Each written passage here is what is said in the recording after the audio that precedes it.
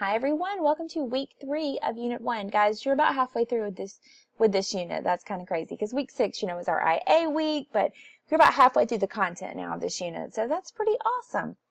So here we are at week 3. I just went ahead and clicked on it, and that brings us right up to this is what you need to know to be successful this week. Also, you can see right here our instructional cycle 1 test study guide. It's the same one that you've seen the other weeks. I just want to make sure that you have it and that you're paying attention and that it can help you later on. All right, so what do you need to know this week? Well, we are talking about Thomas Jefferson. We are talking about Equiano. We're talking about Phyllis Wheatley and DOI. Guys, you'll see this a few times. This is just an abbreviation for Declaration of Independence. I just got tired of typing that out over and over again. So that's what this is. So this right here just summarizes the important information that you need to know this week. So this video is helpful. So I would start there. And we'll go more in depth in class in this. So Monday, what are we doing?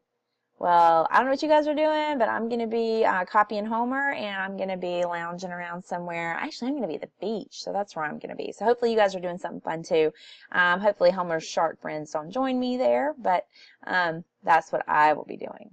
All right, so that's Monday. Tuesday, we're going to get back in the swing of things by thinking about Mr. Benjamin Franklin. So you definitely want to watch the video, get to know Ben a little bit in this video. And then you can also look at these 3 learns. He was an inventor, possibilities, secular shift. And then if you want to, you can look at the Thomas Paine excerpts, but this is not anything that you have to do. That's optional, okay? But these things are optional, and they can help you down the line, especially if you need to, you're like, I already know I've been Franklin. Well, you want to know a little bit more? These things are here for you. All right? Wednesday, we're moving on into Equiano and Wheatley. So you definitely want to watch the videos. Get to know Equiano, get to know Wheatley. You can read more about them too at these links. So if you're like, I need a little bit more information after the videos, go ahead and click there. And then optional, you can do the learn Equiano, Wheatley, and the compare and contrast, because as you're going to see after watching the videos and reading, these 2 people who were both slaves that were captured from Africa, brought to America, their take on it, their experiences were very different in how they felt about it. So that's why it's talking about compare and contrast.